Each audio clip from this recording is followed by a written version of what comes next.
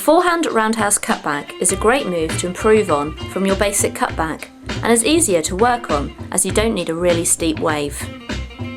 We are going to go through the parts of this move that are different to a basic cutback, and then you can pick out 1 or 2 key points that you think that you need to work on.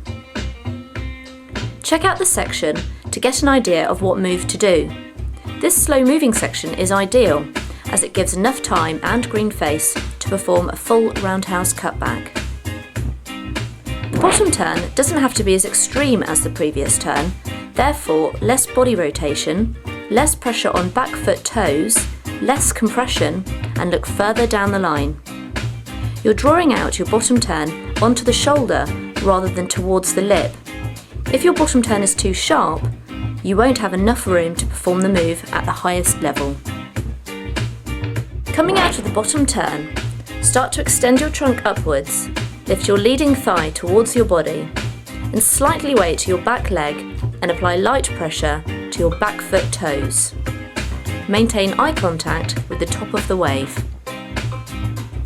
Delay your body rotation until you reach the top of the wave. A common mistake is to rotate too early and not utilise the wave face. As you reach the top of the wave, start to compress your body low to your board and rotate your leading arm so that it touches the water. This will help you pivot your hips and your trunk.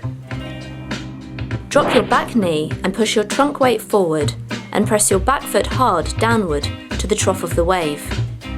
Use your front foot to help guide all of your inside rail in the water and hold this position until you reach the trough. Don't turn too sharp back on yourself. All of your inside rail should be in the wave.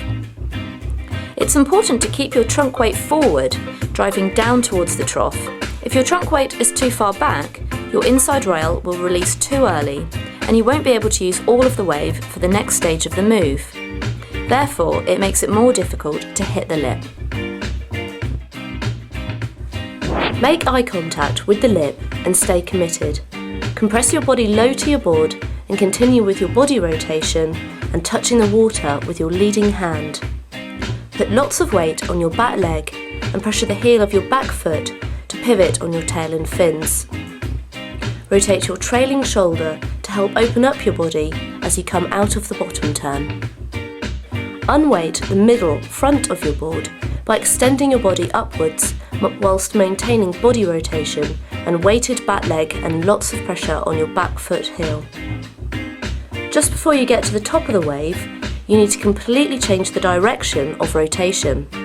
Rotate your hips, trunk, shoulder and arms. Point your leading arm down the wave. Body compression is key to a quick turn. An error here is not staying committed by rotating too early, resulting in not hitting the lip. This phase is backhand off the lip, so in order to stay with the wave, you need to transfer all of your trunk weight over the front of your board. Try putting your leading hand on the deck of the board next to your front foot to help transfer of weight. Stay central over your board. Once you feel you're dropping back down the wave, adjust some extra weight to your back foot to stop a nosedive. Don't try to remember all of the points. Instead, watch the turn again and pick out 1 or 2 key points that you personally need to work on, then take them into your surf session. For example, if you find that your roundhouse is stuttering and not flowing, then try increasing your speed on the carve by lowering your back knee and shift more trunk weight down the wave towards the trough through the turn. And commit and compress closer to your board.